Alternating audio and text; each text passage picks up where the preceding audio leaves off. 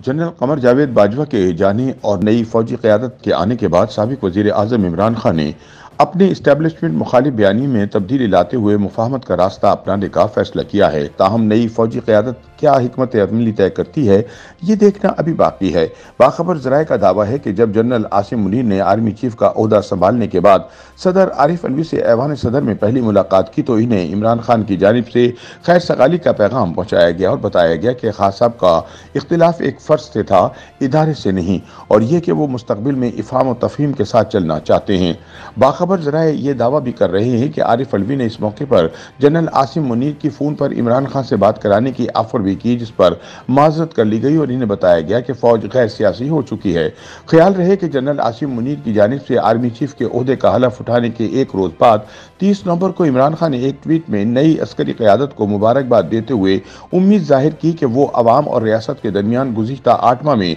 जन्म लेने वाले एतमाद के फुकदान को ख़त्म करने की कोशिश करेगी। इमरान ने ट्वीट में लिखा कि मैंने chairman joint chief of staff committee और चीफ ऑफ आर्मी स्टाफ के मनसब संभालने पर जनरल साहिर शमशाद मिर्जा और जनरल सैयद आसिम मुनीर को मुबारकबाद पेश करता हूँ। इमरान ने यह भी कहा कि रियासत की कुव्वत अवाम ही से कशीद की जाती है। इससे पहले इमरान डटकर जनरल आसिम मुनीर को नया आर्मी चीफ बनाने की मुखालफत कर रहे थे और इनकी कोशिश थी कि जनरल साहिर शमशाद को इस ओहदे पर तैनात किया जाए। दिलचस्प बात यह है कि जनरल कमर बाजवा और फैज हमीद भी इन कोशिशों में भरपूर हिस्सा डाल रहे थे। बाखबर हुकूमती ज़राए का दावा है कि हुक्मरान इत्तेहाद किसी सूरत साहिर शमशाद को आर्मी चीफ तो क्या chairman joint chief of staff बनाने पर भी आमादा नहीं था, लेकिन फिर जनरल कमर बाजवा ने आखिरी हद तक जाते हुए ये धमकी दे डाली कि अगर साहिर शमशाद को चेयरमैन ज्वाइंट चीफ नहीं बनाया जाता तो वो वजारत दिफा की जानिब से वजीर आजम को भेजी जाने वाली असम्बली में आसिम मुनीर का नाम शामिल नहीं करेंगे, क्योंकि वो तो 27 नवंबर को रिटायर हो रहे हैं।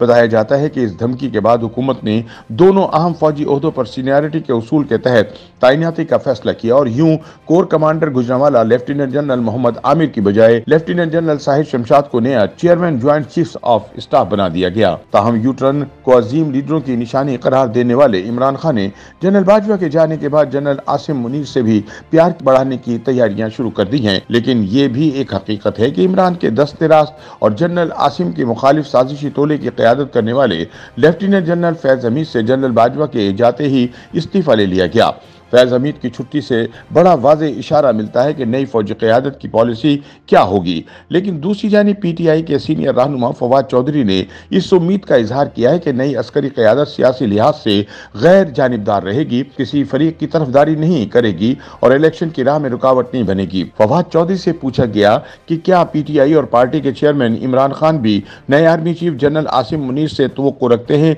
कि जल्द इलेक्शन के लिए वो अपना असर रसूख इस्तेमाल करेंगे। इस पर फवाद ने कहा कि हम ऐसा नहीं चाहते, इसकी बजाय हमें तवक्को है कि एस्टेब्लिशमेंट जल्द इलेक्शन के रास्ते में रुकावट नहीं बनेगी। उन्होंने कहा कि इमरान खान की जानिब से सूबाई असम्बलियों से इस्तीफों की मूव के जरिए अब पीटीआई जल्द इलेक्शन हासिल कर लेगी, बशर्ते एस्टेब्लिशमेंट रोड़े ना अटकाए।